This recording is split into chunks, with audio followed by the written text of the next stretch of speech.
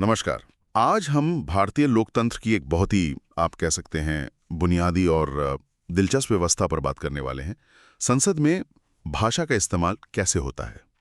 हमारे पास कुछ नोट्स हैं, कुछ विश्लेषण हैं इस पर, और आज हम मिलकर यही समझने की कोशिश करेंगे कि भारत की इतनी सारी भाषाएं, ये विविधता संसद के कामकाज में कैसे झलकती है, कैसे मैनेज होती है, और हाँ, इसमें अनुच्छेद 120 की क्या भूमिका है। कभी सोचा है कि संसद के उन हॉल्स में जहां देश की नीतियां बनती हैं, क्या सिर्फ हिंदी और अंग्रेजी ही गूंजती है या कुछ और भाषाएं भी सुनने को मिलती हैं। अनुच्छेद 120 हाँ, इसी सवाल के बिल्कुल केंद्र में है। ये सिर्फ कोई नियम नहीं है, बल्कि हमारे बहुभाषी देश की आत्मा का आप कह सकते हैं एक आईना है। तो चलिए आज इसी में थोड़ा गहरा उतरते हैं, देखते हैं क्या है ये। तो सबसे पहले अनुच्छेद 120 का पहला हिस्सा क्लॉज 1, ये क्या कहता है। ये तो शायद सीधा साधा लगता है। हाँ, मतलब पहली नज़र में तो ये काफ़ी सीधा लगता है। कहता है कि संसद में काम हिंदी या अंग्रेजी में होगा। ये दो भाषाएं चुनी गईं ताकि देश के अलग-अलग हिस्सों से जो सदस्य आते हैं वो एक दूसरे से बात कर सकें, एक कॉमन ग्राउंड हो। लेकिन जो अनुच्छेद 120 की असली खूबसूरती है, या कहूँ कि जो इसकी समावेशी सोच है, वो इसके दूसरे हिस्से मतलब क्लॉज 2 में छुपी है। ये वो हिस्सा है जो कहता है कि अगर कोई सदस्य हैं जो हिंदी या अंग्रेजी में उतनी आसानी से अपनी बात नहीं रख पा रहे हैं जितना वो अपनी मातृभाषा, अपनी मदर टंग में रख सकते हैं, तो स्पीकर या सभापति उन्हें इजाजत दे सकते हैं। अच्छा, अपनी मातृभाषा में बोलने की इजाजत। जी हाँ। और ये इजाजत लेनी पड़ती है लोकसभा में स्पीकर से या राज्यसभा में सभापति से। तो ये बस एक फॉर्मेलिटी है या इसका कोई मतलब है, गहरा मतलब? नहीं, ये सिर्फ फॉर्मेलिटी बिल्कुल नहीं है। देखिए, इस इजाजत के पीछे बड़े प्रैक्टिकल कारण हैं। एक तो जो पीठासीन अधिकारी हैं, उन्हें सदन की कार्यवाही ठीक से चलानी होती है, नज़्म-ओ-ज़ब्त मतलब डिसिप्लिन रखना होता है। सही बात है। दूसरा और शायद सबसे जरूरी, उन्हें ये पक्का करना होता है कि जो सदस्य अपनी मातृभाषा में बोल रहे हैं उसका साथ ही साथ हिंदी और अंग्रेजी में अनुवाद हो सके। ट्रांसलेशन का इंतजाम करना पड़ता है। अच्छा, तो अनुवादकों की जरूरत पड़ती होगी। बिल्कुल, अनुवादकों की पूरी टीम होती है, उन्हें तैयार रहना होता है। अब सोचिए, अगर कोई सदस्य अचानक किसी ऐसी भाषा में बोलना शुरू कर दे जिसके ट्रांसलेटर उस वक्त मौजूद ना हो। हाँ, तो फिर बाकियों को समझ ही नहीं आएगा। एग्जैक्टली। तो वो भाषण बाकी सदन के लिए तो बेकार हो जाएगा। तो ये इजाजत की प्रक्रिया असल में एक तरह से भाषाई पुल बनाने की तैयारी है। ये सुनिश्चित करना है कि बात सब तक पहुंचे। ये दिलचस्प है। मतलब ये सिर्फ बोलने की आज़ादी नहीं है, ये भी पक्का करना है कि सब समझें। हमारे पास जो जानकारी है उसमें एक बात और थी कि लोकसभा में हिंदी का इस्तेमाल थोड़ा ज़्यादा होता है, जबकि राज्यसभा में अंग्रेजी ज़्यादा हावी दिखती है। ऐसा क्यों हो सकता है? हाँ, ये एक पैटर्न देखा गया है। इसके कई कारण हो सकते हैं, कोई एक वजह नहीं। जैसे लोकसभा में अक्सर वो नेता आते हैं जो सीधे जनता के बीच से ज़मीनी स्तर से जुड़े होते हैं। हो सकता है उनकी पकड़ हिंदी भाषी क्षेत्रों में या उन इलाकों में जहां हिंदी समझी जाती है ज्यादा मजबूत हो। राज्यसभा, जिसे राज्यों की परिषद भी कहते हैं, उसमें सदस्य कई बार राज्यों की विधानसभाओं से चुने जाते हैं या फिर नामांकित होते हैं। उनमें अक्सर अलग अलग प्रोफेशनल्स, विशेषज्ञ होते हैं जिनकी अकेडमिक या प्रोफेशनल दुनिया में शायद अंग्रेजी का चलन ज्यादा रहा हो। अच्छा। लेकिन ये कोई हार्ड एंड फास्ट रूल नहीं है, बस एक ट्रेंड जैसा है। सबसे जरूरी बात यह है कि अनुच्छेद 120 दोनों सदनों और सभी सदस्यों पर बराबर लागू होता है। और अगर हम इसे थोड़ी बड़ी पिक्चर में देखें तो ये प्रावधान असल में भाषाई समावेशिता के सिद्धांत को साधने की एक बहुत ही सोची समझी कोशिश है। ये एक बड़ा नाजुक बैलेंस है। एक तरफ देश के लेवल पर बातचीत के लिए कॉमन भाषा चाहिए, हिंदी और अंग्रेजी वो भूमिका निभाती हैं। हाँ। और दूसरी तरफ भारत की जो कमाल की भाषाई विविधता है उसका सम्मान करना, उसे जगह देना, ये पक्का करना कि भाषा किसी की आवाज को दबा ना दे। ये नाजुक संतुलन वाली बात जो आपने कही, ये वाकई बहुत अहम है। तो क्या जब संविधान बन रहा था तब इस पर बहुत सोचा गया था? हमारे नोट्स में संविधान सभा की बहसों का जिक्र है। क्या उस वक्त भी ये इतना ही पेचीदा मुद्दा था? अरे हाँ, बिल्कुल। भाषा का सवाल तो संविधान सभा के सबसे ज्यादा बहस वाले, सबसे इमोशनल मुद्दों में से एक था। आप सोचिए, इतनी सारी भाषाएं, हर भाषा से जुड़ी गहरी पहचान, लोगों की उम्मीदें। हमारे नोट्स में डॉक्टर बाबा साहेब अम्बेडकर के विचारों का जिक्र है। वो इसी संतुलन की जरूरत को समझते थे। उन्होंने इस बात पर जोर दिया कि ठीक है, सभी भाषाओं का सम्मान हो, सदस्यों को अपनी बात रखने का मौका मिले, ये जरूरी है, लेकिन संसद को ठीक से काम करना है तो प्रैक्टिकल वजहों से हमें कुछ कॉमन भाषाओं की जरूरत पड़ेगी। अच्छा। उन्होंने हिंदी और अंग्रेजी को इसी नजरिए से देखा, एक पुल की तरह जो अलग-अलग भाषा बोलने वालों को जोड़ सके। यहाँ समझने वाली बात यह है कि अनुच्छेद 120 बस ऐसे ही नहीं आ गया। इसके पीछे बहुत सोच विचार था, बहुत बहसें थीं, सहमतियां, असहमतियां सब थीं। ये दिखाता है कि हमारे संविधान बनाने वालों ने भाषा के जज्बाती और सांस्कृतिक महत्व को समझा, लेकिन साथ ही एक देश के तौर पर हमें प्रभावी ढंग से काम भी करना है, इस जरूरत को भी पहचाना। ये सिर्फ कानून का टुकड़ा नहीं है, ये भाषाई संवेदनशीलता और राष्ट्र चलाने की प्रैक्टिकल समझ का मिश्रण है। बिल्कुल। उस दौर की राजनीतिक समझदारी ही कहेंगे कि इतने सेंसिटिव मुद्दे पर एक ऐसा रास्ता निकाला गया जो काम कर सके। तो ये तो हुई इतिहास की बात, लेकिन आज के समय में अनुच्छेद 120 कितना प्रासंगिक है? क्या सदस्य वाकई इसका इस्तेमाल करते हैं? मतलब क्या ये बस कागज पर है या असलियत में लोग अपनी मातृभाषाओं में बोलते हैं? नोट्स में 2023 के कुछ उदाहरण भी थे शायद। हाँ, बिल्कुल।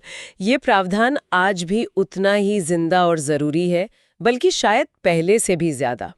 2023 में भी और उससे पहले भी हमने कई बार देखा है कि सदस्य बाकायदा अनुमति लेकर तमिल, तेलुगु, मलयालम, कन्नड़, मराठी, बंगाली, संथाली ऐसी कई भाषाओं में अपनी बात रखते हैं। अच्छा। चाहे उन्हें कोई अपने इलाके का मुद्दा उठाना हो या किसी राष्ट्रीय नीति पर अपने क्षेत्र का खास नजरिया रखना हो। और हाँ, टेक्नोलॉजी ने तो इस प्रावधान में एक नई जान डाल दी है। हाँ, टेक्नोलॉजी। नए संसद भवन में रियल टाइम अनुवाद की सुविधाओं की बात काफी हुई थी। ये कैसे काम करता है? इसका क्या असर पड़ा है? ये वाकई एक बहुत बड़ा कदम है। नए भवन में बहुत एडवांस डिजिटल सिस्टम लगे हैं। जब कोई सदस्य अनुमति लेकर अपनी मातृभाषा में बोलते हैं तो एक्सपर्ट ट्रांसलेटर्स लगभग उसी समय रियल टाइम में उसका हिंदी और अंग्रेजी में अनुवाद करते हैं। उसी वक्त? हाँ, लगभग साथ-साथ। और ये अनुवाद हर सदस्य की सीट पर जो हेडफोन सिस्टम लगा है उसके जरिए उन तक पहुंच जाता है। अच्छा। हमारे नोट्स बताते हैं कि अब संविधान की 8वीं अनुसूची में जितनी भी 22 भाषाएं हैं, उन सबके लिए ये सुविधा देने का लक्ष्य है और शायद 21 के लिए तो व्यवस्था हो भी चुकी है। इससे भाषा की जो दीवारें थीं वो काफी हद तक कम हो जाती हैं। ये सुनने में तो बहुत ही बढ़िया लगता है, लेकिन क्या ये टेक्नोलॉजी वाला समाधान काफी है? क्योंकि हमारे नोट्स में कुछ मौजूदा बहसों का भी जिक्र था। ऐसा लगता है कि भाषा का मुद्दा अभी भी पूरी तरह सुलझा नहीं है। कुछ सदस्यों को आज भी लगता है कि कहीं हिंदी थोपी तो नहीं जा रही। दूसरी तरफ कुछ सदस्य हैं जो अंग्रेजी के लगातार इस्तेमाल पर सवाल उठाते हैं, उसे गुलामी की निशानी जैसा कुछ मानते हैं और हटाना चाहते हैं। इन अलग अलग विचारों को भी देखना जरूरी है, बिना किसी का पक्ष लिए। हाँ, बिल्कुल। ये बहसें दिखाती हैं कि भाषा भारत में सिर्फ बात करने का जरिया नहीं है। ये पहचान से, इतिहास से, राजनीति से जुड़ी हुई है और ये चिंताएं वास्तविक हैं। इन्हें आप नज़रअंदाज नहीं कर सकते। कुछ सदस्यों को वाकई डर लगता है कि हिंदी के ज़्यादा इस्तेमाल से उनकी अपनी भाषाएं पीछे रह जाएंगी। वहीं कुछ को लगता है कि आज़ादी के इतने सालों बाद भी अंग्रेजी का दबदबा क्यों बना रहे हैं।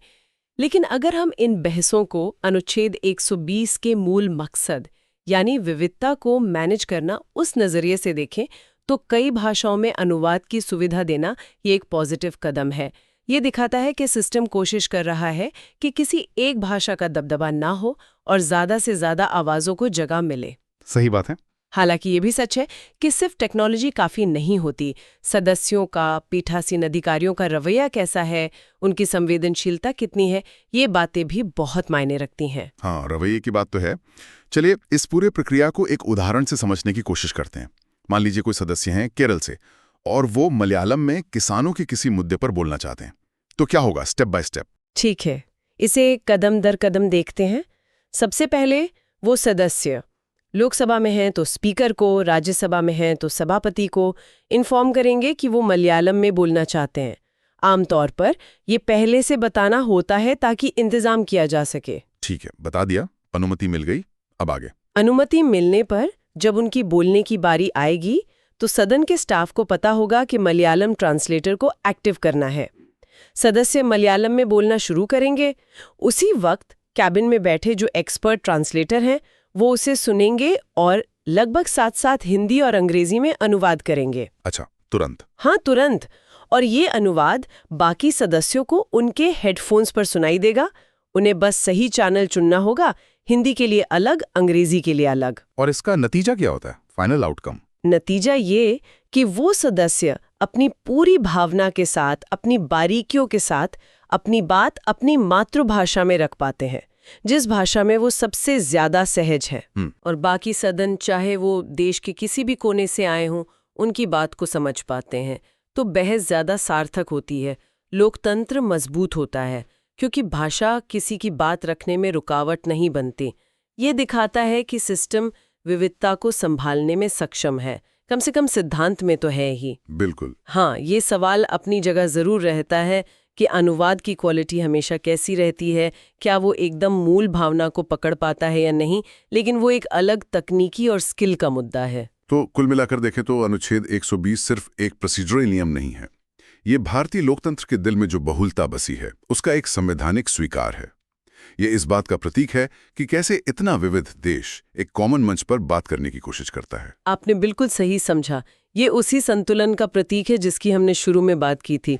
एक तरफ प्रभावी राष्ट्रीय संवाद के लिए कॉमन भाषाएं हिंदी और अंग्रेजी, और दूसरी तरफ हर भाषाई समूह को प्रतिनिधित्व मिले, उनका सम्मान हो, इसके लिए मातृभाषाओं को जगह देना। और ये कोई पत्थर की लकीर नहीं है, ये समय के साथ बदला है, विकसित हुआ है। पहले शायद अनुवाद इतने आसान नहीं थे, अब रियल टाइम तकनीक है। ये जो ढलने की क्षमता है, एडेप्टेबिलिटी है, यही इसकी ताकत है। ये लगातार चलने वाला एक प्रयोग है, विविधता में एकता को साधने का संसदीय प्रयोग। तो ये थी हमारी आज की चर्चा अनुच्छेद 120 पर। एक छोटा सा अनुच्छेद लगता है, लेकिन भारत की भाषाई और लोकतांत्रिक पहचान के लिए कितना महत्वपूर्ण है। वैसे इस पूरी बातचीत से एक सवाल मेरे मन में आ रहा है, जिस पर शायद हमें भविष्य में और सोचना चाहिए। हमने देखा कि टेक्नोलॉजी, खासकर ये रियल टाइम अनुवाद, इसने भाषाई समावेश को कितना बढ़ाया है, लेकिन क्या ये काफ़ी है? आजकल आर्टिफिशियल इंटेलिजेंस, AI और न्यूरल मशीन ट्रांसलेशन में जो तरक्की हो रही है, उसे देखते हुए क्या लगता है, क्या भविष्य में ऐसा हो पाएगा कि अनुवाद सिर्फ शब्दों का ना हो, बल्कि वो उस भाषा के सांस्कृतिक संदर्भ को, भावना की गहराई को, बारीकियों को भी पकड़ सके? ये तो बड़ा सवाल है। क्या मशीनें वो काम कर पाएंगी जो शायद इंसान भी पूरी तरह नहीं कर पाते? और एक दूसरा पहलू भी है, क्या किसी सदस्य का अपनी मातृभाषा में बोलना सिर्फ संवाद का तरीका बदलता है, या ये बहस के पूरे माहौल को, उसकी भावनात्मकता को और शायद उसके राजनीतिक असर को भी बदल देता है? मतलब भाषा का चुनाव करना, ये अपने आप में एक संदेश कैसे बन जाता है? ये वाकई बहुत दिलचस्प और सोचने लायक बिंदु हैं। टेक्नोलॉजी किस हद तक भाषा की खाई को पाट सकती है और भाषा का स्ट्रेटेजिक इस्तेमाल संसद की बहसों को कैसे नया रूप दे सकता है, ये देखना यकीनन दिलचस्प होगा। और ये मुद्दे दिखाते हैं कि अनुच्छेद 120 का सफर अभी खत्म नहीं हुआ है, ये जारी है।